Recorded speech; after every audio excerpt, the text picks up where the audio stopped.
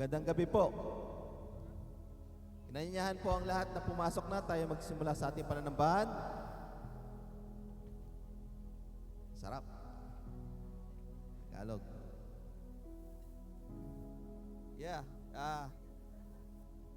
it's a good time to be a Christian. Dahil meron tayong kalayaang magpuri, hindi tayo pina-persecute katulad ng mga early Christians. And then, unlike sa trabaho, meron tayong freedom na kumanta, umawit, magpuri sa ating sariling wika. Amen po ba? So, regardless kung gusto mo mag-Tagalog, mag-Bisaya, mag-Ilocano, it's a Filipino service ngayong gabi. So, tayo magsimula sa ating pananambahan, tayo tumayo at magpuri sa ating Diyos na dakila. Amen. Isang mapagpalang gabi sa ating lahat. Tunay nga na walang makakapigil sa ating pagsamba sa ating Diyos ngayong gabi. Amen. Tuloy natin siyang purihin at sambahin sa gabi na to.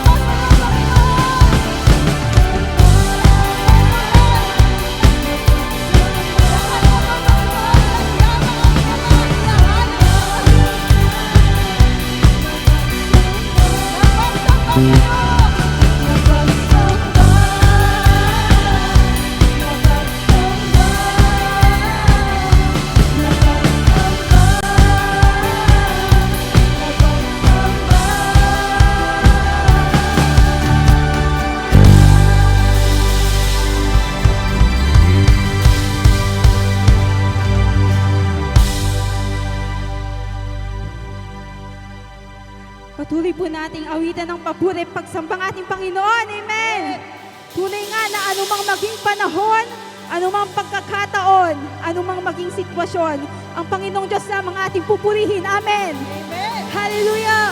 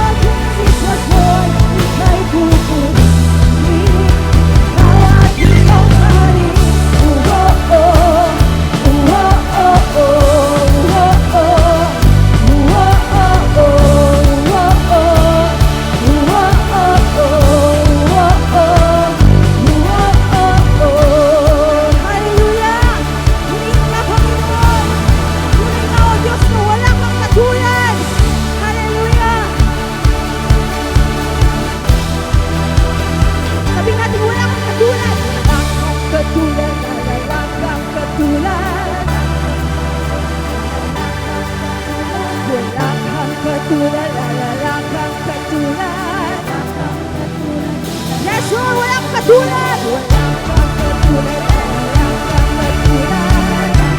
Hallelujah. Walang kang katulad, walang kang katulad. Walang kang katulad, walang kang katulad, walang kang katulad. Walang kang katulad, walang kang katulad. Ano man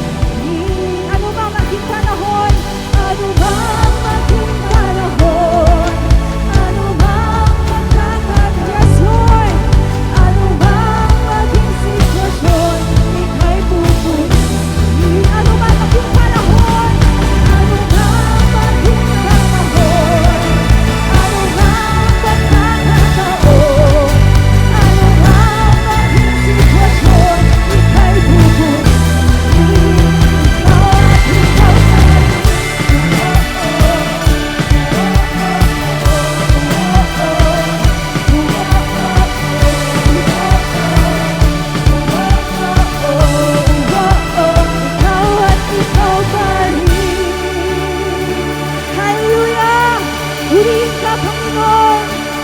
Purihin ka, O Diyos.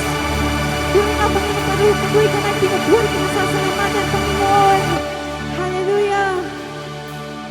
Ano mang maging panahon, ano mang pagkakataon, ano mang maging sitwasyon, ika'y pupurihin. Ano man maging panahon, ano mang maging panahon, siya nga po, Diyos. Ano mang pagkakataon, ano mang maging sitwasyon, ika'y pupurihin. Ikaw at ikaw pa rin. Hallelujah! Purihin ka, Panginoon. Hallelujah, Jesus. We praise your name, O Lord. For you are good. You are worthy, O Lord. Hallelujah. Yes, O God. Patuloy po natin awitin ang pagsamba ng ating Panginoon. Tunay nga, O Diyos, na ikaw ay nararapat purihin, Panginoon. Hallelujah, Jesus. Ang luwalhati at pagsambay para sa iyo lamang, Panginoon. Hallelujah. Yes, O God.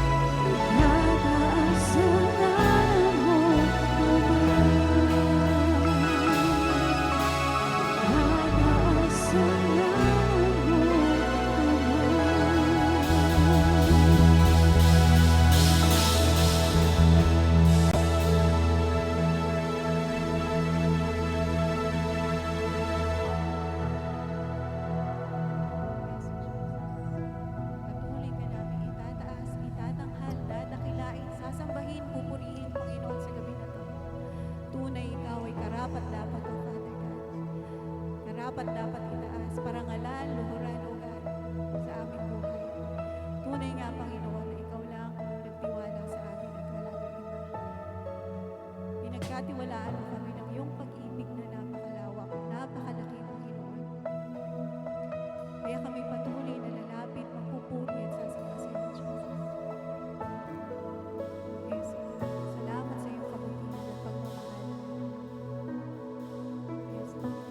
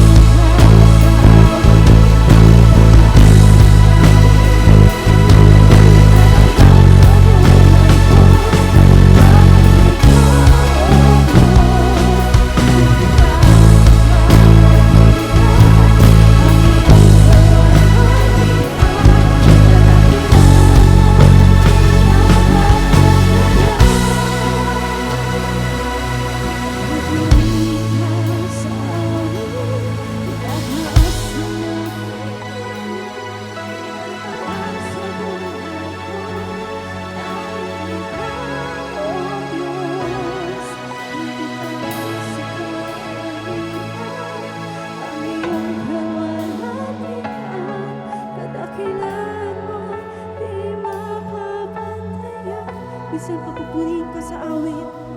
Pupurihin ka sa awit. Itataas ang aking itatanghal sa buhay ko.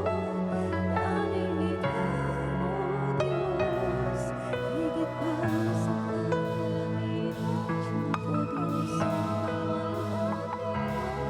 Kadakilaan mo, di mapapantayan. Nararapat ka sa papuri, luwalhati at pagsamba. Jesus, ika'y dakilangin, mapagkailanman. Nararapat ka sa papuri, luwalhati at pagsamba. Itataas ang ngalan mo, Ama. Itataas ang ngalan mo, Ama. Itataas ang ngalan mo, Ama. Purihin ka, Panginoon. Purihin ka, O Diyos. Lord, sa iyo lahat ng papuri, ang lahat ng pasasalamat, O Diyos. Patuloy na maitatas ang iyong pangalan, Panginoon. Sa aming pong buhay, Lord God, ano man ang maging sitwasyon, ano man ang panahon, Panginoon. Ikaw ay patuloy namin itataas, Panginoon. Lord, sa iyo ang lahat ng papuri at pasasalamat sa pangalan ni Jesus. Amen. Isa pa, church, isa pang malakas na papuri para sa ating Panginoon. Bakit ang kanina ay blessed? Sabi ni Lord, ngayon na narito ngayon, dinala kayo ni God, dinala tayo lahat dito ni God sa New Zealand. And then meron tayong kalayaang magpuri. Yes, hindi lahat merong gantong blessing. Pero ngayong gabi, tayo narito, nagsama-sama, at ibabalik lahat na mapuri para sa dakilang Diyos. Amen. Mari po tayong upo. At kung sino po yung naka-assign para sa ating communion, pakidistribute po yung elements.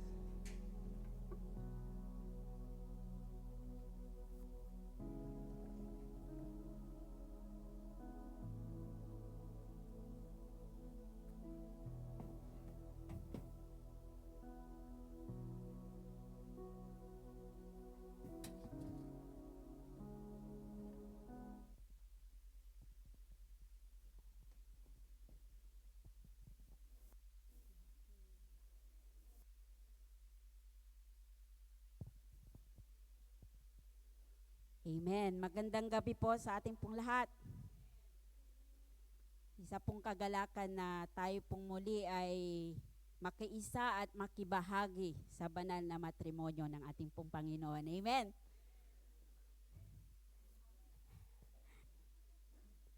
Sabi ko nung nagsabi si Pastor Larry na mag-communion ako. Maganda ito kasi madaling magsalita kasi sarili mong wika. Pero nung nag-aaral ako, puro English naman yung yung nakikita ko. Sabi, ano kayang Tagalog nito? Ano kayang Tagalog nito? Nagtanong-tanong ako sa sarili ko. Pero napakaganda po na ibahagi ang salita ng ating Panginoon, higit pa sa kanyang ginawa sa buhay po natin. Amen. So matatagpuan po natin ang bersikulo sa Isaias, sa aklat po ng Isaias, Kapitulo 53, versikulo 5. Ayan. So, Tagalog na Tagalog po tayo ngayon. Ayan po. Sabi po doon, ngunit siya'y nasugatan dahil sa ating mga pagsuway. Siya'y binugbog dahil sa ating mga kasamaan. Ipinataw sa kanyang parusa para sa ating kasamaan. At sa pamamagitan ng kanyang mga latay ay gumaling tayo. Amen. Pagpalain po ang salita ng Panginoon. Kung mapapansin po natin, hindi lamang po sa Pilipinas, kundi po dito ay marami pong kumukuha ng insurance. Yung pong at ito po ay pinaghahandaan po nila ang kanila pong pag-alis or paglisan. Pinaghahandaan po nila ang kanila pong paglisan o kaya pinaghahandaan po nila ang future, ang kinabukasan. Amen. So, nung napansin ko po ito, nababasa ko po ito, mostly po nakukuha po natin ang benepisaryo. Kumukuha po tayo ng benepisyaryo po dito ay yung mamahal po natin sa buhay. Sila po yung magmamana or sila po yung kukuha ng benefits po nito, yung mamahal po natin sa buhay. At ito po ay makukuha po nila pag namatay na po yung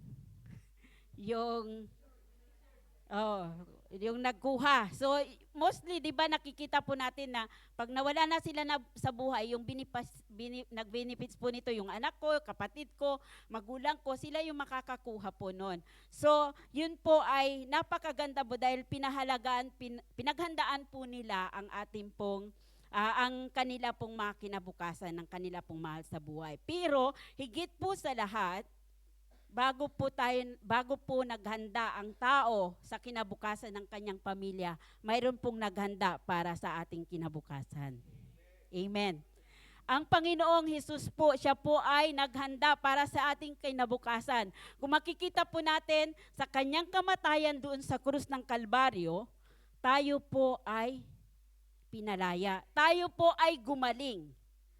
Binugbog siya, ngunit siya ang nagdusa. Pero tayo ang nakakuha ng gantimpala. Kung kaya tayo po ay nagkaroon po ng benefits ng kanyang kamatayan. Dahil po sa tuwing maalala po natin ang banal na hapunan po ng ating pong Panginoon, tayo po ay nakikiisa at nakikibahagi sa kanyang pagdurusa doon sa krus ng Kalbaryo. At tayo po ay nakiisa, nakibahagi sa tagumpay ni Kristo. Sabi po niya doon sa kanyang salita, natapos na, it's finished. So natapos na, tayo po ay matagumpay na po. Kaya lahat po ng paghihirap po ng ating pong Panginoong Hesukristo doon po sa krus ng Kalbaryo, ang benepisyaryo niyan ay nasa atin na po. Ang benefits na yan ay nasa lahat ng tao. Subalit, ito po ay nakakalungkot. Dahil ito po ay malaya po na binigay ng ating pong Panginoong Hesus. Pero sabi po sa John 1:12, ang Ama, anak ng Diyos, ang makakakamit po nito. At sabi sa John 1:12, ang sinumang tumanggap at nanalig sa Kanya ay may karapatang maging anak ng Diyos. So sa gabing ito, kung nais po natin na tayo po ay makareceive po ng benefits na yan, sino sa atin ang di pa tumanggap at nanalig sa ating Panginoon? Para makibahagi po tayo, para makaisa po tayo sa benefits na yan, atin po itong gawin. Dahil hindi po promise ang bukas po. Hindi po promise po yan.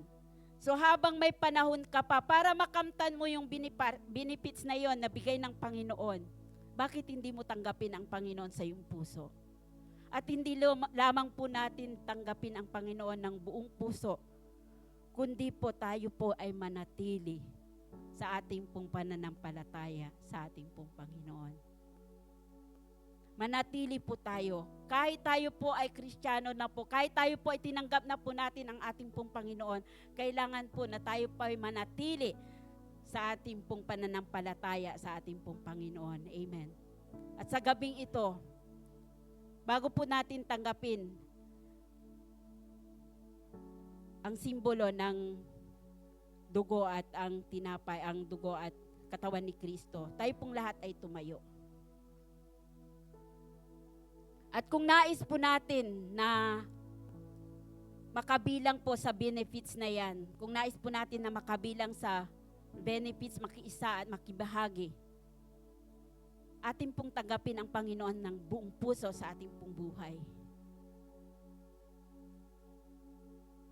Lahat tayo ay makakakamit ng benefits na ito. Subalit nais ng Diyos na tanggapin po natin siya ng buong puso sa buhay po natin. Panginoong Diyos, sa gabing ito, Nais ko po na makiisa at makibahagi, Panginoon, sa benefits na binigay mo po. At sa gabing ito, Panginoon Diyos, nais ko pong tanggapin ka sa aking puso. Nais ko po, Panginoon, na kayo po ang maghari sa aking pong buhay. Nais ko po, Panginoon, na makamtan ang tunay na kagalingan. Makamtan ang tunay na kapatawaran. Makamtan ang buhay na walang hanggan. Kaya, Panginoon, sa gabing ito, tinatanggap kita sa aking pong puso. At isama mo ang aking pangalan sa aklat ng buhay. Salamat po, Panginoon. Salamat sa mga paghihirap mo dahil ako ay isa na pong matagumpay. Purihin po kayo, Panginoon. Purihin po kayo. Sa iyo po lahat ng papuri at pasalamat sa pangalan ni Jesus. Atin pong kainin ang simbolo ng katawan ng ating pong Panginoong Jesus.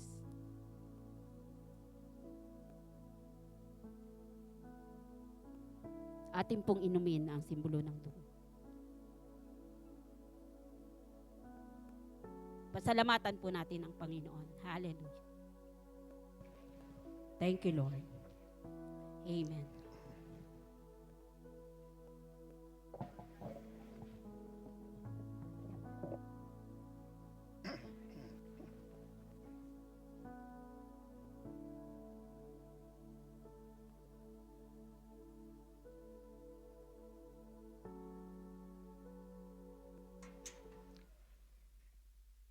Isang pinagpalang gabi sa lahat ng nasa loob ng simbahang ito. Amen? Hallelujah.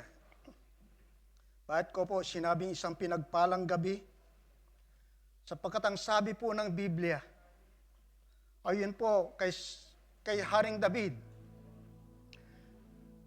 mas mainam ang isang araw na nasa bahay ng Panginoon kumpara sa 1,000 taon na nasa sanlibutan ka.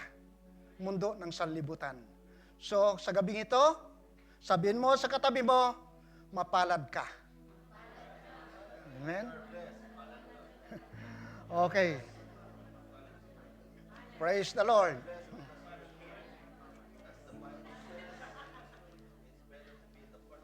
Ay, para kay Pastor Larry, sa isa pang natin, blessed sa one day in the house of the Lord than 1,000 years in the world. That's from King David. So that they can understand. So alam niyo po, sa ating mga Pilipino, masabi ko po na sobra po tayong mapalad. Bakit ko po? Sobra tayong mapalad. Kahit saan ka pumunta, sa mundong ibabaw, mayroon kang makikitang Pilipino. Right? Kahit saan ka magpunta, kahit saan country ka pupunta, mayroon kang makikitang Pilipino. Di ba? Mapalad tayo. Praise God. Hallelujah. At di lamang yun. Ikaw, Pilipino, nagtataglay hindi lamang na isang lingwahe. In fact, tayo po'y linguistic, kung tawagin. Ilang lingwahe ang alam ni nanay? Marami yan. 3-4 na lingwahe. Bawat sa po sa atin, I believe, 3 hanggang 4 na lingwahe. Tagalog, English, Ilocano, Bisaya, marami. Napaka-blessed po natin. Anyway, okay po, bago po ako mag-share po, nais ko muna pong i-greet, ubatiin po, i-welcome. May mga bago ba sa atin sa gabing ito? May mga mabagong dalo sa gabi pong ito? O bagong mukha? Okay. So, praise the Lord. At nandito po tayo.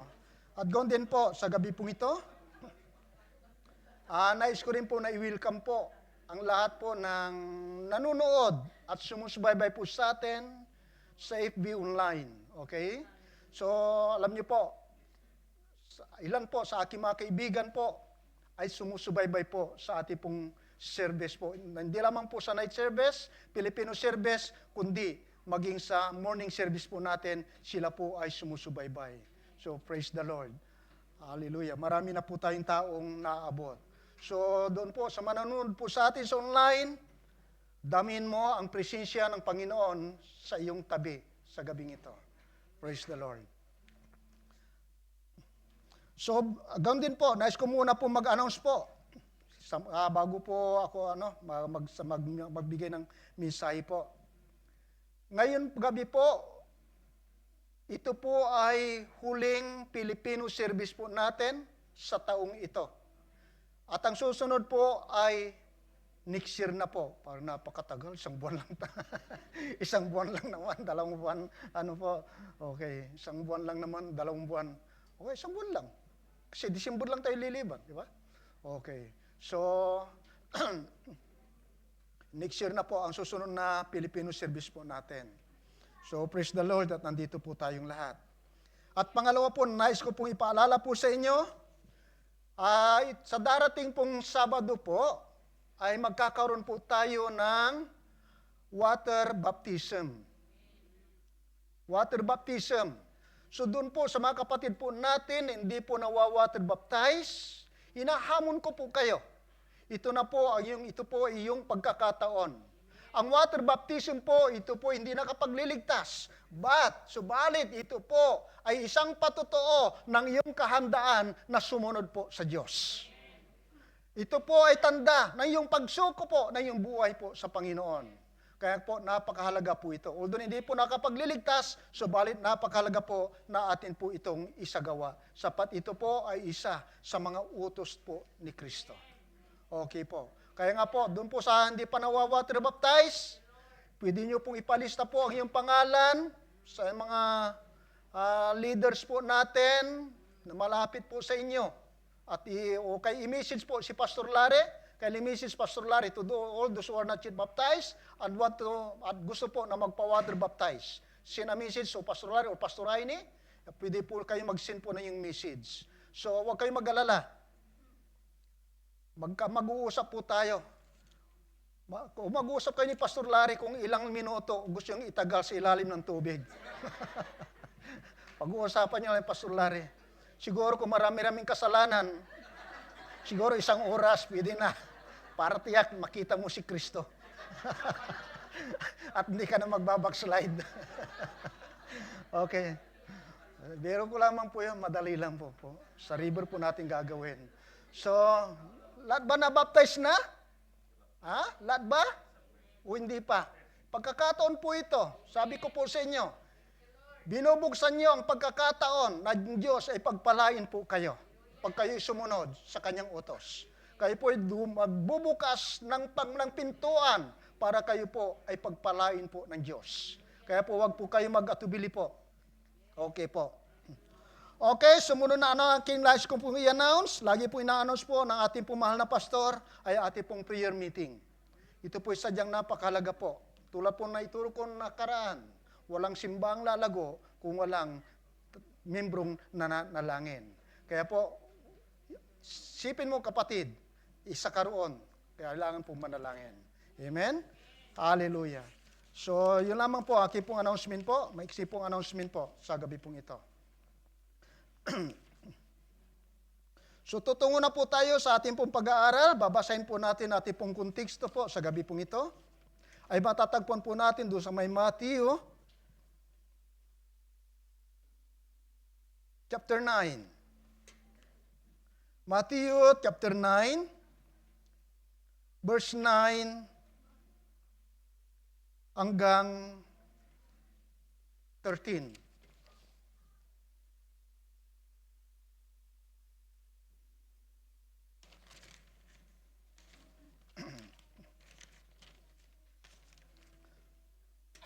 Pwede po ba sa natin, sa screen natin?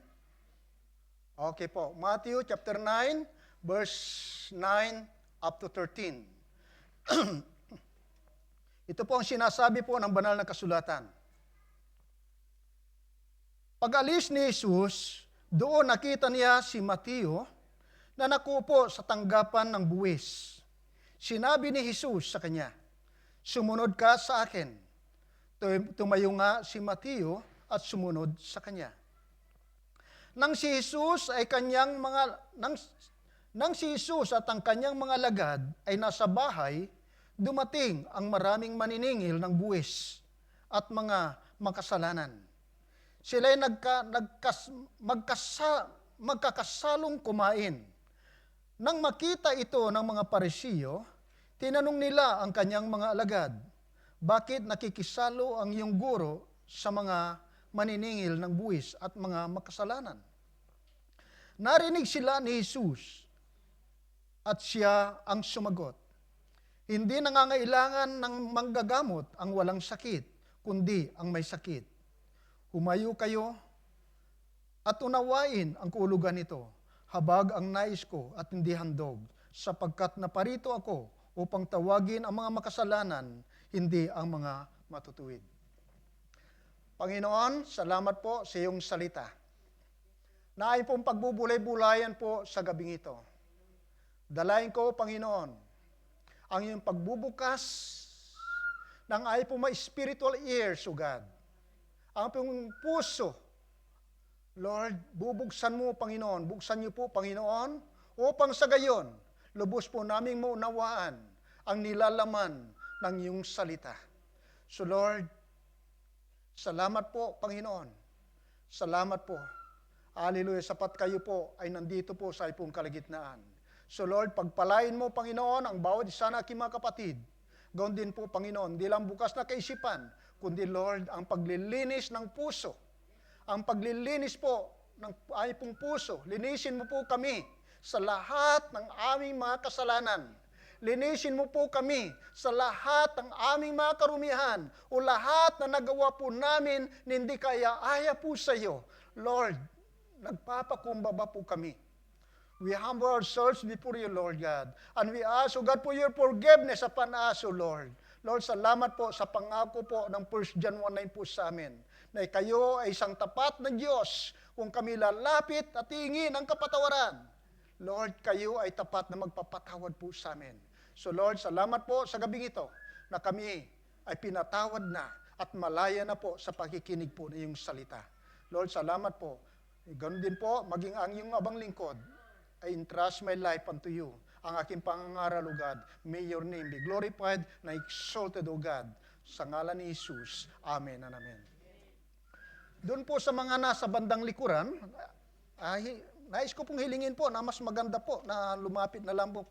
Marami pong upuan po dyan sa banda para makita ko na may kaganawa, nagwagwa po ang mga kapatid ko po. Ha? Lapit na lamang po kayo sa bandang harap para mas maganda pong okay, tingnan po. Marami-marami pa naman yung maupuan po natin. O, di ba? Ganda. Kasi minsan, alam nyo, bago pinalalapit yung mga nasa likuran, alam nyo po, minsan kasi natutulog yung nasa likod eh.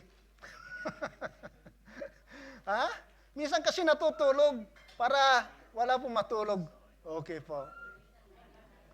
Praise the Lord! Purihin po ang Panginoon.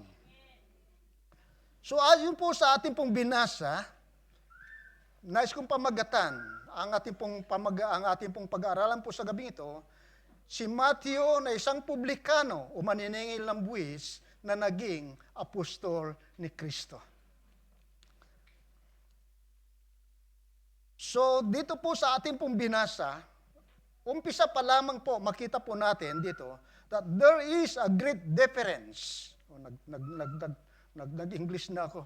There is a great difference between Matthew, the publican, and Matthew, the apostle. Mayroon pong malaking pagkakaiba. Sapat kung pati, titingnan po natin sa umpisa pa lamang, makita po natin. So, tuloy yun po ating pong aaralin po sa gabing ito. Yan ating pag-aaralan sa gabing ito. At ang pagkakaiba at ang pagbabagong naganap sa buhay ni Matthew pagkatapos niya na ma-encounter si Lord. Pagkatapos niya makapakinig ng salita ng Diyos. In fact, ang buhay po ni Matthew, para po sa akin, he is a demonstration to us of a difference Christ can make it if a person hears and responds to Christ. Ito po, ito po isang demonstration. At ang malaking magagawa ng Diyos sa buhay ng tao kapag siya ay nakapakinig at nag-response sa tawag ng Diyos. Mayroon pong malaking pagkakaiba, difference. In fact, para po sa akin, what a wonderful change. Kapag ikaw ay nakapakinig ng salita ng Diyos at nag-response, what a wonderful change ang magaganap sa buhay po natin. Praise God. So, si Matthew po ay katulad po natin. Una, anong buhay po niya? Siya po ay isang publikano, maniningil ng buwes. At pagkatapos siyang mapakinggan ang tawag ng Diyos at mag-response, Matthew siya po ay naging apostle o disciple ni Lord Jesus Christ. Parang tayo rin po siguro, no? Parang tayo rin po. Pagkatapos na tayo ay makapakinig ng salita ng Diyos,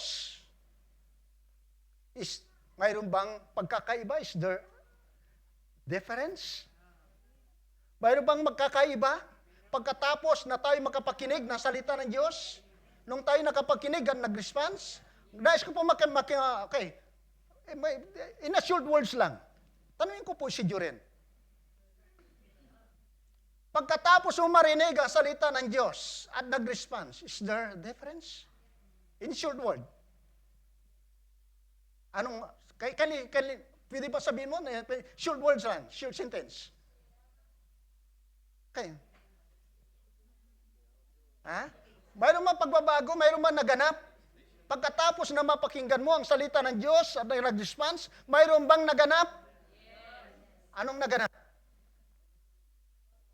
Ha? Kung matanong natin si Jude, mayroon bang naganap at pagbabago? Ha? Anong pagbabago naganap? Ha? Si Matthew mayroon naganap. Actually, yun po. Kasi mahalaga po ang pag-aaral po natin sa gabing ito. Sapagkat naniniwala po ko, if a person, kung isang tao nakapakinig ng salita ng Diyos at nag-response,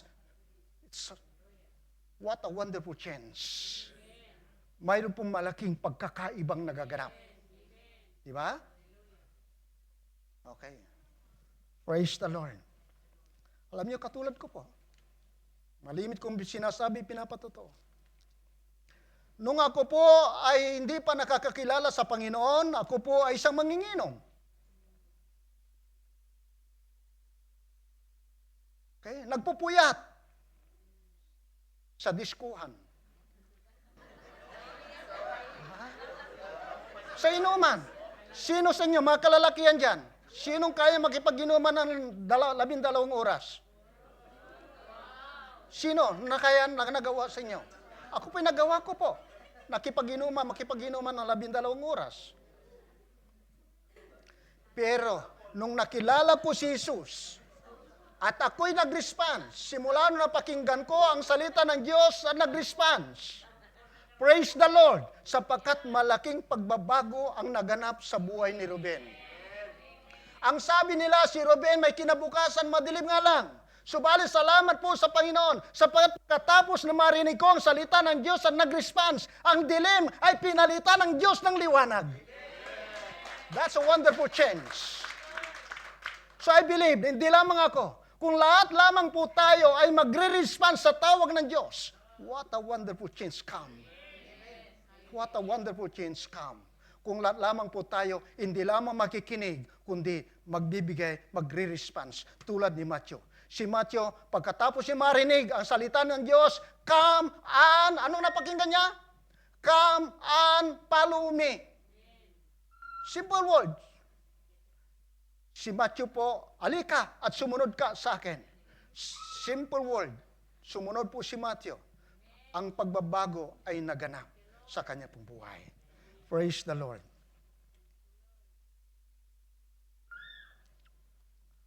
So ang isang publikano ay kinamumuhian ng isang tao. Tingnan po natin ang buhay po ni Matthew. Gusto ko po na tingnan po natin kasi gusto ko na ihalin tulad po natin yung ano po natin. Ang isang publikano ay kinamumuhian ng mga tao. In fact, they were classified with sinners and harlots in the minds of the people. Lalo po nung mga panahon na yon. Kinamumuhian, kinasusuklaman, pinandidirian. Itinuturing po na isang makasalanan. Ibinilang, inilinya, i-classified bilang isang makasalanan. So ito po ang kaunang-unang character of Matthew before his call. Okay po, kindly push. Ito po, the character of Matthew before his call. Unang-una, he was engaged in what was considered by all a disrespectable work or business. Okay. So siya po ay na-engage sa ikinukonsidera na isang trabaho na hindi kaya-aya. Ito po ang kanyang pong buhay before. Si Matthew po ito.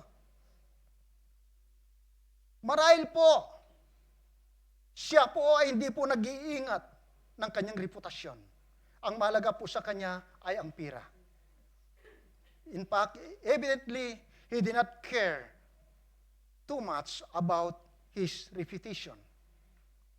Opo, hindi niya iniingatan ang kanyang reputasyon. Alam niya po, hindi po lingid po sa kanya na ang kanyang trabaho po ay ito po ay hindi maganda sa paningin ng tao. Pero, sabi ko po, hindi po siya nag-iingat sa kanyang reputasyon dahil po sa pagmamahal po sa salapi. Because the love of money. The love of money.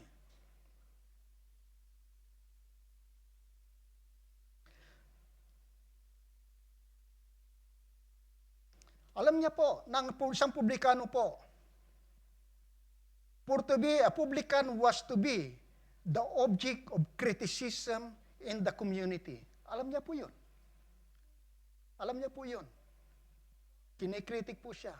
Pero walang halaga po sa kanya yun. Importante para po sa kanya is about the money. Money. Money, money. So masasabi ko po na ang ugat po noon, para po sa aking pag-aanalisa, he evidently was afflicted with the desire for money. Ito po ang tumatawag po sa kanya. Tulad din po, kuya Lin, tulad po natin po ito ngayon, marami ring ting tao, hindi lamang po ni Matthew, kundi maging maraming mga tao rin po sa ngayon. They consider, alam nila na may mga work, yung mga work nila, walang magandang reputasyon. Idudulot na magandang reputasyon po sa kanila. Pero, tinatangkilik pa rin because the desires of money. Di ba? Di ba? Yun po. Kaya marami rin mga tao ngayon. Because of the desires of money. Okay lang.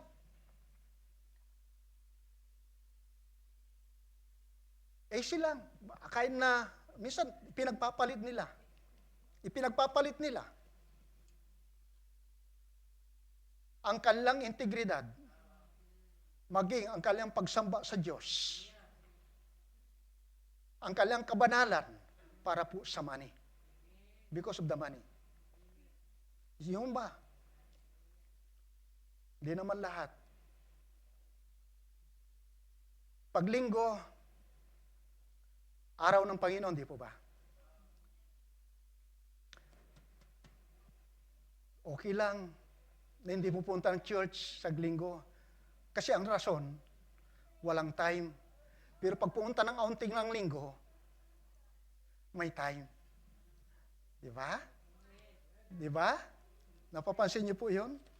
Alala ko po, mga kasama namin sa work din, ganun din po sila eh. Marami sa mga kasama namin sa work. Sabi ko, hindi ko ipagpapalit. Minsan, although na ang usapan lamang po namin sa kontrata po, ay pagtatrabaho mo Lunes hanggang Sabado. Pero, ang mga iba, because of the almighty dollar.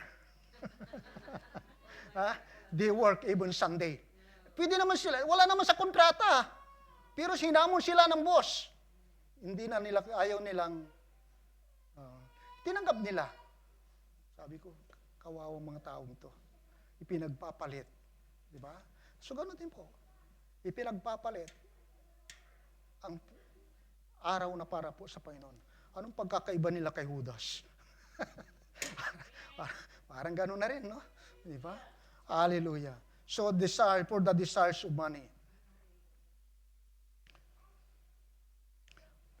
Walit salamat po sapagkat kapag ikaw ay tunay na nakapakinig at tunay na na-convert bilang isang Kristiyano, o tunay na ang pure yung encounter mo kay God, kay Jesus Christ, I believe, change come. Malala niyo po si Sakio, hindi lamang po ito si Mateo. Si Sakio, siya nakakakilala sa buhay ni Sakio. Ono Sakio? Ang isang pandak na tax collector. Isang pandak na tax collector. Di ba? Di ba? Pagkatapos na si Jesus ay tumuloy sa kanya pang bahay, pagkatapos niyang ma-encounter si Lord sa kanya pong buhay, anong kanya sinabi? Pagbabago ay naganap. Anong pagbabago? Anong patotoo ng pagbabago? Nakita po natin ang proof ng kanyang pagbabago sa pandilang mula sa kanyang bibig. Ang sabi niya, Guro, ito po ang salapi na kinulimbat ko. Dinaya ko. Ibabalik ko sa kanila. At ang kalahati ng aking mga reriyan ay ibibigay ko sa mga mahihirap. What a wonderful change. Pagkatapos, isang tao na ang kanyang kaisipan ay mangulikta ng mangulimbat na maraming salapi, magpayaman, pero pagkatapos ay nagbabalik at ibinibigay sa mga mahihirap. Mayroon pa kayong ganong tao ngayon? Praise God. So, ito po ay tanda. Makita po natin ang pagbabago na naganap. So, ang kanyang karakter po ni Matthew, isa po siyang makasalanan. Maniningil ang buwis. Subalit pagkatapos niya makilala si Jesus, pagkatapos niya marinig si Jesus, makita po natin ang kanyang response. Okay, at ang pagbabago. So pangalawa na point ko po, gusto ko i-point po dito, the call to a higher life. Si Matthew po, tinawag po, mababang uri ng kayang buhay, mayroon siya. Isang makasalanan, isang maniningil ng buwis, but God called him into a higher life. So sasabihin ko muli, hindi lamang po ito si Matthew, kundi lahat din po tayo. God called us. Ang Diyos ay tinatawag po tayo sa higher life. O tawagin po natin mataas na uri ng pamumuhay. Yun po ang panawagan, yun po ang tawag ng Diyos po sa atin. God called us, o tinatawag po tayo ng Diyos sa mataas na uri ng pamumuhay. So paano po, anong mataas na uri ng buhay? Alam ko po, ang mataas na uri ng buhay is a life with Jesus. Diba? Wala na po akong alam na pinakamataas na uri ng buhay sa mundong ito. Hindi ikaw ay maging presidente ng Amerika. Hindi po. Kundi ikaw ay maging anak ng Diyos. Anak ng kataas-taasan. Yun po ang pinaka-higher life po. Pinakamataas na uri ng buhay, yung buhay mo ay nakakunik po sa Diyos. Life connected with God. Yun po ang mataas. Yun po ang higher life na nais ng Diyos po sa atin. Sapagkat tunay po, hindi po natin pwede ipagkaila na lahat po tayo ay napalayo sa Diyos dahil po sa ating kasalanan. Napalayo po tayo. Hindi po nagkasala, lahat po tayo napalayo. Kaya nga ang rason, bakit si Jesus po ay nagkatawang tao na naog sa lupa upang tayo po ay muling ibalik sa Diyos at magkaroon ng higher life. Yun po ang nais po niya sa atin. Kaya nga po, praise the Lord, mapalad yung mga tao na kumikilala ang kanilang pangangailangan. Diba? Na kailangan po nila ang Diyos sa buhay po nila. Mapalad po sila. Sapat mismo si Jesus po ang nagmisyon. Ano po ang sabi ni Jesus? Doon po sa may Matthew chapter 9, verse 12 to 13. Matthew chapter 9, verse 12 to 13. Ito po ang kanyang sinabi. Narinig sila ni Jesus at siya ang sumagot. Hindi nangangailangan ng manggagamot ang walang sakit, kundi ang may sakit. Okay? May sakit. Ito po yung kumikilala na sila ay kailangan po nila ang kapatawaran. Okay? Sabi po dito sa may verse 13, dinugtong po sa may verse 13, humayo kayo at nanawain ng kahulugang ito. Habag ang nais ko, hindi handog. Sapagkat naparito ako upang tawagin ang mga sino po? Makasalanan, hindi ang mga matutuwid. Praise the Lord. Kaya nga po, yung mga kumikilala sa kanilang kasalanan, sila po ay mapapalad. Sapat sila rin po ay nagkakaroon po ng kapatawaran. Siyempre po, sino papatawarin? Yung nagsisi. Nang repentance. Yung kumikilala. Paano mapapatawad? Hindi kumikilala. Hallelujah.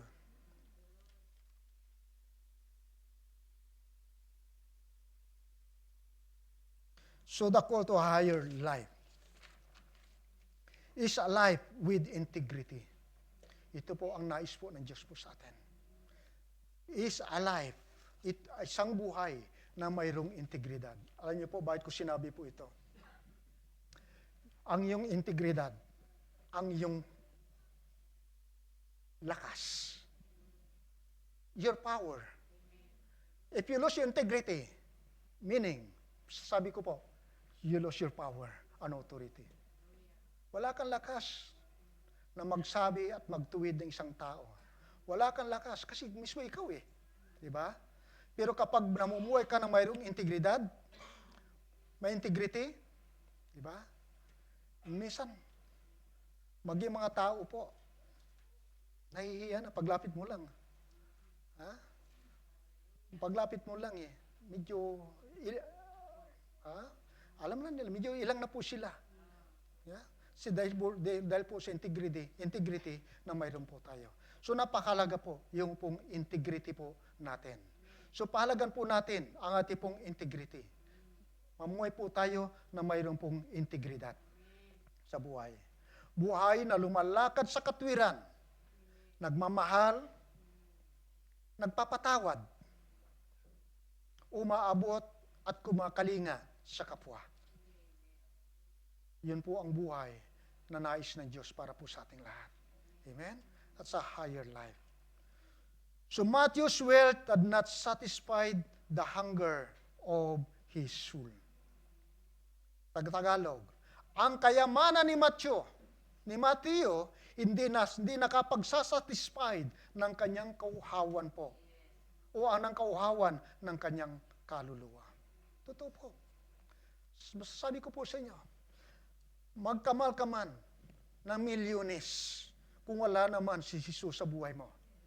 Sasabihin mo, mayroon pa ring emptiness sa buhay mo. Pero, kahit wala kang milyones, kapag si Jesus ay nasa puso mo, masasabi mo, you're satisfied. Amen? Sasabihin ko muli sa inyo, no amount of money or wealth can satisfy your soul. Amen? Wala makapagsasatisfy. Tingnan mo mayayaman. Mayayaman hanggang ngayon, gusto pang yumaman. Hanggang sa makamatayan na. Diba? Maging mga nasa kapangyarihan. Nandun lang sa kapangyarihan po. Pero hanggang ngayon, di pa rin satisfied. Because mayroong kulang. Anong kulang? Jesus po ang kulang. Only Jesus can fulfill, can satisfy. Only si Jesus lamang po ang makapagsasatisfied ng ating pong uhaw o ng ating pong kaluluwang na uhaw. Kaya nga po, no amount of money or wealth can satisfy the deepest hunger of the heart. Ito po, totoo po yun. Kaya nga po,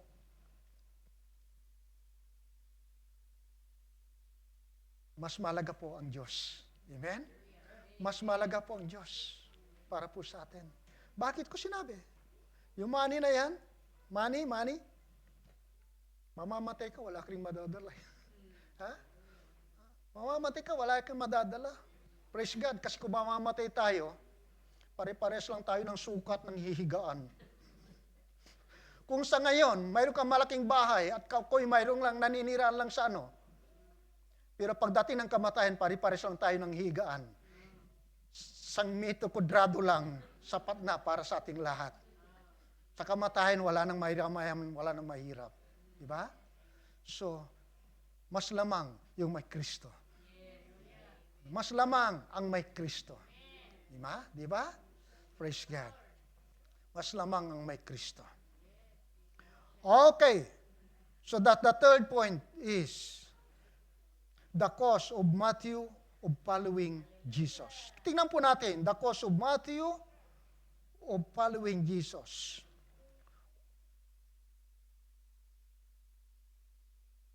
Anong cause po ng kanyang pagsunod kay Jesus? Ano nakita niyo yung cause? Anong binayad niyang halaga? O anong binitawan niyang halaga sa kanyang pagsunod kay Jesus? Ito po yung mahalaga po na pag-aralan po natin. Unawain po natin ito. Ito, maliwanag po. Kaya pinalagay ko sa PowerPoint sa ano natin kasi gusto ko na unawain po natin lahat ito. The cause of Matthew of following Jesus. Ano pong cause? Ha? Ano pong cause? Ang kayong binitawan? Ha? Okay. Maliwanag po yan doon sa may Lucas chapter 5 verse 28. Napakaliwanag po. Ang sabi po ng Luke chapter 5 verse 28, Matthew left all, rose up and followed him. Si Matthew po, iniwanan niya ang lahat at siya'y tumayo at sumunod kay Jesus. Iniwanan niya ang lahat at sumunod kay Jesus. Okay, isa-isahin po natin. Iniwanan niya ang kanyang trabaho. Iniwanan niya ang kanyang trabaho.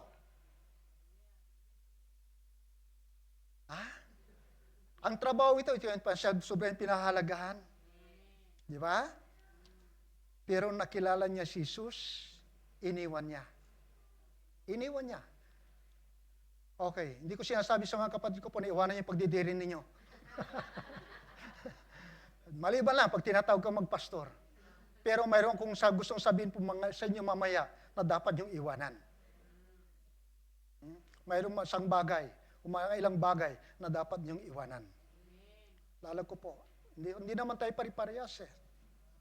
Lala ko po, bago nung ako po yung nagpastor, sabi po, nung tumugon ako sa tawag ni Lord, nag-response ako sa kanyang call. Before, birap kong bitawan din. Kasi ang iniisip ko yung future ko. Ang future ko iniisip ko eh. Hindi ko ibig sabihin na mahina ang Diyos, mahina ang pananampalataya ko panahon na yun. Hindi ko pa nagawang ipagkatiwala ang buong buhay ko sa Panginoon. Iniisip ko future ko. Pero nung nakapag-decide ako yung pinagkatiwala ko, yung kinakatakutan ko, hindi pala dapat katakutan. Kung mabata ko po, Pastor, pwede ba ipag-pray mo yung business ko po? Matalinong sagot ng Pastor, yes, Pastor, sige po. Pastor, pagkatapos, ano bang plano mo? Sabi, so inopen ko po sa kanya. So, siguro, Pastor, ano lang ito, transition period ko lang, after 10 years siguro, baka iwanan ko na rin ito. Alam niya sa kanya sinabi, matalinong sagot, Pastor, papayag ka ba na after 10 years, sunugin ko na lahat ng gamit mo? Like Eliseo. Alala niyo si Eliseo? Pagkatapos po, na sumunod kay Jesus, anong ginawa niya? Sinunog niya ang lahat, ay yung kanyang yoke o buksan niya, sinunog niya. At iniluto niya pati mga ano niya. Sabi niya, papayag ka ba nasusunugin ko ng lahat ng ito pagkatapos ng 10 years. Ngumiti po ako. Pero praise God, hindi ko inabot ang 10 years, sinuko ko ang lahat. Sapagkat doon ko nakita na ang Diyos ay hindi magkukulang para po sa akin. Amen? Kaya nga po, napakabait po natin pong Panginoon. The cause of Matthew. Iniwan niya ang kanyang trabaho at sumunod po kay Jesus. Iniwan niya ang kanyang pag-asa sa kayamanan. Lumapit, isang kayamanan. Makita po natin, ito yung pag-asa niya eh. Ito yung pinakano niya eh. Pero iniwanan niya ang kanyang pag-asa sa kayamanan. At pangatlo po, makikita rin po natin dito, he forsook his companions. Iniwanan niya rin po ang mga companions niya, mga kasamaan po niya. At higit sa lahat, iniwanan niya rin po, he forsook his luxuries in life. Iniwanan niya ang kanyang luxury ng kanyang pamumuhay. Yan ang tanong ko po dito. Ikaw din pa kaya mong iwanan ang luxuries ng buhay? Ha? Anong luxuries ng Tagalog? Luho. Kaya bang iwanan din kapatid ang luho ng iyong buhay? Lalag ko po ang isang mayaman na lumapit kay Jesus. Isang lalaking mayaman ang lumapit kay Jesus. Guro, ano ang dapat kong gawin para magkamit ng buhay na walangan? To inherit the kingdom of God. Ang sabi ni Jesus sa isang mayaman, anong sabi ni Jesus? Sino nagbabasa ng Bible? Ha? Anong sabi ni Jesus? Ha? Ibigay mo sa mahihirap ang kayamanan mo at sumunod ka sa akin. Meaning, iwanan mo na ang mga kaluhuan mo. Sumunod ba yung lalaki? Ha? Umalis. Umalis na malungkot. Tama po si nanay. Praise God. Sapat hindi niya kayang iwanan ang kanyang luxuries sa buhay. Diba? But si Matthew po, tingnan po natin, ang buhay ni Matthew, pinag-aaralan po natin, he turning away from great temptation to dishonesty and bad companionship. Iniwanan niya. Maging ang kanyang luho ay kanyang iniwanan at sumunod kay Jesus. Iniwanan niya po ang lahat at sumunod kay Jesus. Kaya sa gabing ito, ito ang tanong ko po sa lahat. Ito po ang magandang tanong para po sa aking pagtutuloy ng pangangaral. What will it cost me to become a Christian? Pakibasa po.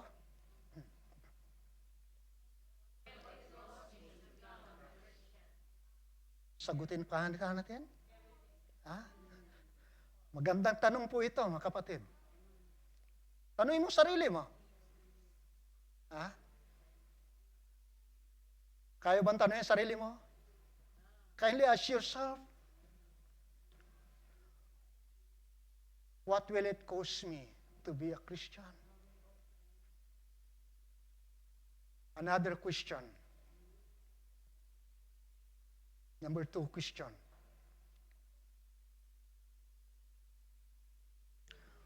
What will I have to give up in order to become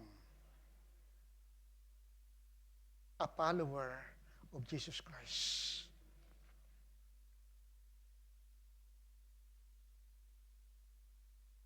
Seryosong tanong to, kapatid. Hindi po nagbibiro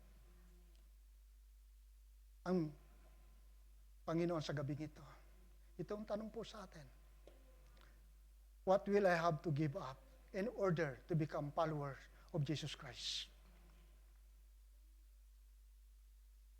Hindi ko sinasabi yung mga work ninyo kung marangal naman. Pero kung hindi marangal, maraming iwanan mo. And God give you. At ang Diyos magbibigay po sa iyo ng marangal na trabaho. Diba? Ano po ang dapat po na what will I have to give up? Ano po ang mga bagay na dapat po natin i-give up? Sa gabing ito. Sasabihin ko po sa iyo, kapatid, gabing ito, tonight is a night of decision. Ang gabing ito'y isang gabi ng pagpapasya ng pagsunod kay Jesus. Uulitin ko, kapatid. Mamaya, okay, tutuloy ko po mamaya. Sisiguraduhin ko po sa iyo, hindi mo pagsisisihan ang iyong pag-give up ng mga bagay na hiningi ng Diyos na i-give up mo. Hindi mo pagsisihan. I assure you, hindi mo pag-isisihan. Okay. So ikaw lamang po nakakaalam po nun. Ikaw lamang po nakakaalam po yun. What will I have to give up in order to become a followers of Jesus Christ? Ikaw lamang po nakakaalam po yun. Tandaan mo, ang buhay mo dito sa mundong ito, maiksi lang. Maiksi lang. Ha? Ilang taon ang gusto mong abutin para mamuhay sa mundong ito? Ha? Ilang taon ang gusto mong abutin para mabuhay sa mundong ito? Ha?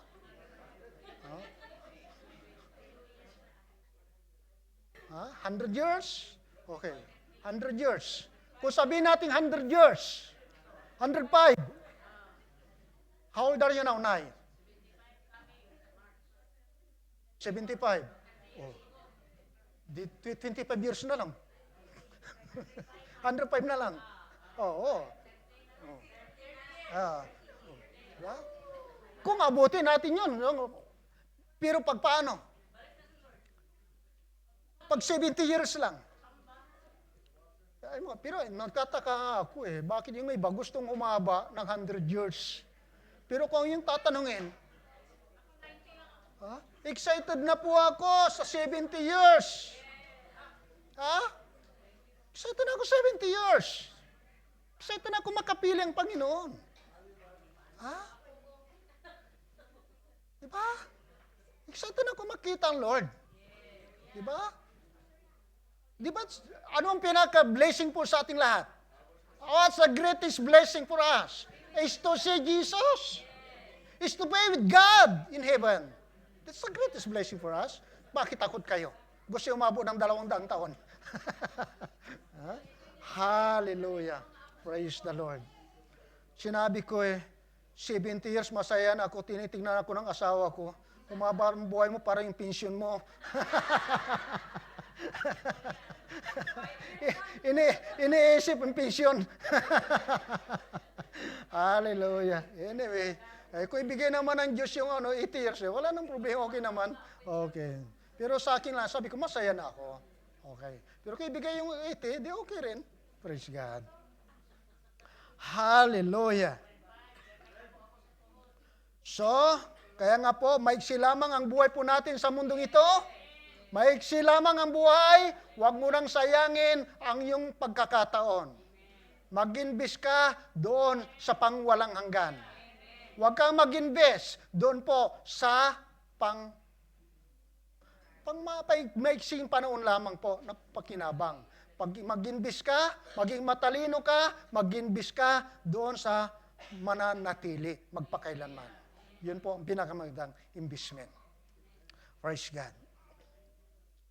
Sa langit po, hindi kumukupa sa ating pong investment. Okay, pang-apat po, the compensation of following Jesus. Okay, dito po, kaya nga po sabi ko po, hindi mo pagsisisihan ang iyong pagpapasya sa pagsunod kay Jesus. Ano po ang compensation po ng pagsunod ni Matthew? Iniwanan niya ang lahat ng katiyakan Matthew forsook the assurance of worldly success. But in doing so, he gained both inward satisfaction in his life and eternal success as a co-workers of God's kingdom. Diba? Iniwanan niya lahat. Pero nakita po natin po dito na nag-gain po siya, nagkamit po siya ng inward satisfaction. Nagkaroon po siya ng inward satisfaction in his life. An eternal success as a co-worker in God's kingdom. So kaya nga po. So hindi lamang po yun. Hindi lamang po nagkaroon sa inward satisfaction, kundi Matthew become a better man. siya po ay naging mas mabuting lalaki. Di ba? Mas mabuting tao si Matthew. Noon, tingnan po natin, si Matthew po ay hawak niya ang ballpen at notebook. Marahil po ang kanyang sinusulat po ay ang pangalan at ang mga numero. Hawak niya ballpen, paningilan ng buwis. Ha? Oh, ito ang utang mo, ito ang bayan mo. Ito ang sisingilin sa'yo. Pangalan, listahan ng tao, at mga numero ang nasa utak po niya. But after, pagkatapos na siya ay makakilala kay Jesus, mag-response, ang kanyang sinulat ay hindi na po numero. Ha? Ang ano sinulat ni Matthew? Pagkatapos na makilala niya si Lord, hindi na numero. Ha? Ano sinulat niya? Gospel. Matthew. Matthew Gospel. Ha? Sinulat niya Matthew. So, what a wonderful change. Dati numero. Pero, nung siya po ay na-convert, siya po ay, sinulat niya po ay gospel na po ng ating Panginoon. So, yun po ang pagbabago. So, by deciding to following Jesus, discover a fuller and richer life. Na-discover niya po ang fuller and richer, higher and a higher life. Na-discover niya po. Kaya nga po kapatid, hindi mo pagsisisiyan po ang pagsunod kay Jesus. Ang desisyon na gagawin mo, hindi mo pagsisiyan sapagkat magkakaroon ka ng eternal success. Magkakaroon ka ng satisfaction inward, inside of your heart. At magiging richer and a better, higher yung buhay mo. So sa gabing ito, para sa lahat na nakikinig sa gabing ito, sasabihin ko po sa iyo, iwanan mo na ang mababang uri ng buhay. Sapagkat hindi ito nababagay sa iyo. Ha? Sabi mo sa katabi mo, iwanan mo na ang dati mong buhay sapagkat hindi ito nababagay sa iyo. Ha?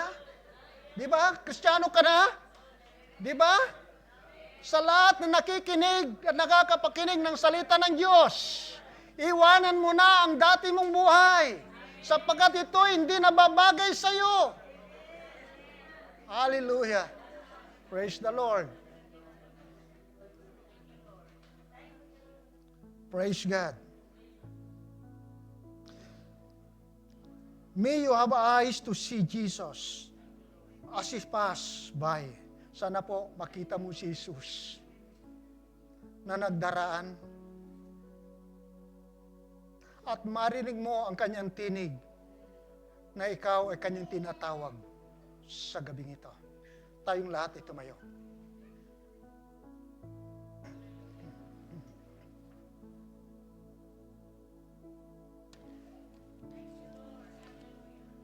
Tulad ng sinabi ko po sa iyo kapatid, tonight, ang gabing ito is araw ng pagpapasya, ng pagsunod po sa Panginoon. Kung hindi pa na isusuko ang buhay mo, ito na yung pagkakataon ng pagsuko ng buhay. Upang maranasan mo ang tunay at totoong pagbabago. Ito yung gabing ito ng pagsuko at pag-give up ng lahat ng mga bagay na kinakailangan i-give up. Mismo ikaw kapatid, alam mo, kilala mo ang sarili mo.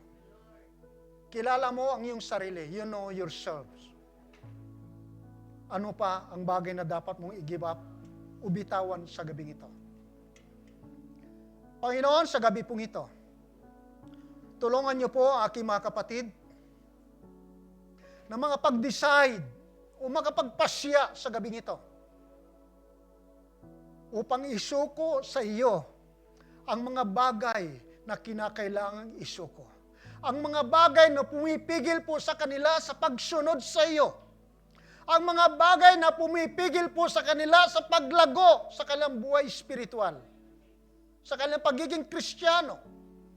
Panginoon, buksan mo ang kanilang puso at ang kanilang kaisipan. At Panginoon, bigyan mo po sila ng lakas na sa gabing ito ay kanila pong isuko po sa iyo. So Lord, salamat po Panginoon sa hindi po nila pagsisiyan po ang gabing ito ng kanilang pagsuko, O God, sapagkat bibigyan po sila ng satisfaction. Kapatid, pwede itaas mo ang iyong kamay.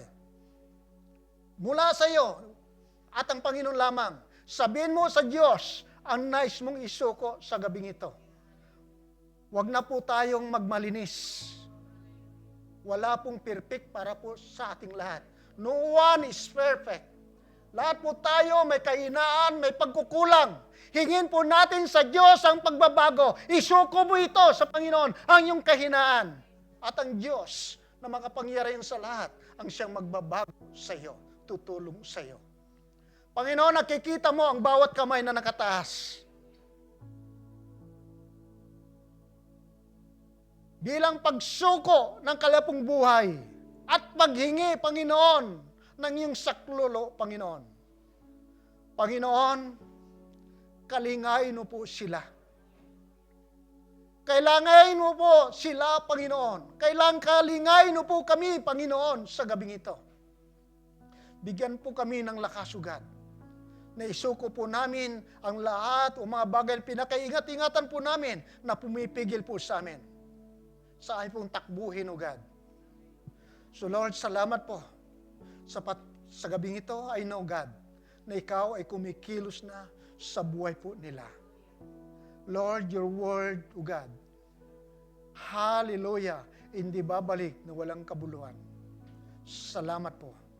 Salamat po, Panginoon. Purihin po kayo. Purihin po kayo, Panginoon. Thank you, Lord, sa pagsuko ng buhay. Thank you, Lord, sa pagsuko ng mga kahinaan at mga bagay na iniingatan. Purihin po kayo. Lord, ang lahat ng ito, consume mo, Panginoon, na hindi na po babalik po sa kanila. Consume it, everything, O God. Hallelujah. All, lahat ng kasalanan o lahat ng anumang mga bagay na yan, Lord, consume it, Lord. In the name of Jesus. Upang hindi na po namin muli pang balikan.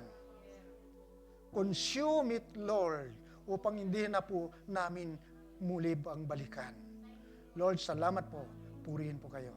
Sa ngalan ni Jesus. Amen and amen. Praise God. Isang pinagpalang gabing muli para po sa lahat ng anak ng Diyos. Praise the Lord.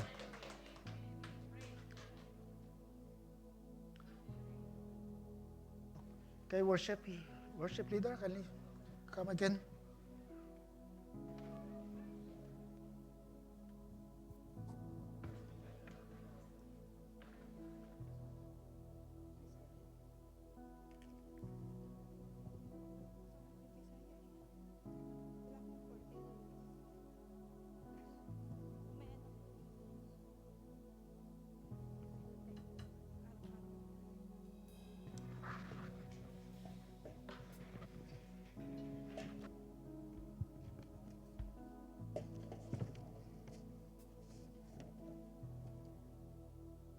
Patuloy po tayong nakatayo at ating pumuling awitan ng papuri at pagsambang ating Diyos na buhay. Amen. Hallelujah. Oh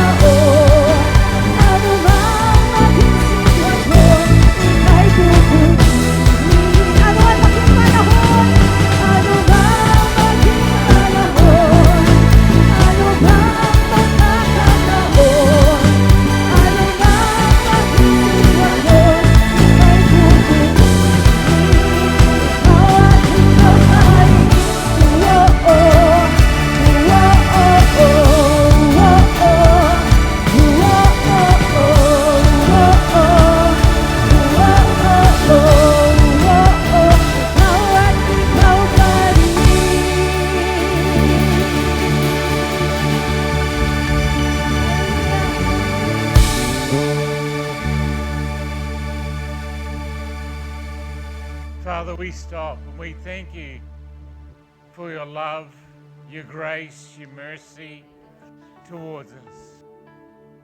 And Father, we thank you that like Matthew, you call our names and say, come follow me. Lord Jesus, we thank you that you died on the cross for each one of us. And that as you were dying there, you called each one of us and said, come follow me. Father, we thank you for the call on our lives tonight. We thank you for your love, your mercy, your grace that has called us into everything you have for us. Thank you, Lord Jesus. We bless your name, Lord Jesus. We bless you, Lord God. Thank you, Holy Spirit, for being here amongst us, for transforming us into the people you want us to be. Thank you, Jesus. Thank you, Jesus. Bless your name, Lord Jesus. May the Lord bless your going out and your coming in. May he bless your standing up and your sitting down. May he bless the work of your hands and the words of your mouth as you go forth tonight. But most of all, may he bless you by you hearing him call your name and say, come follow me. In Jesus' name, amen.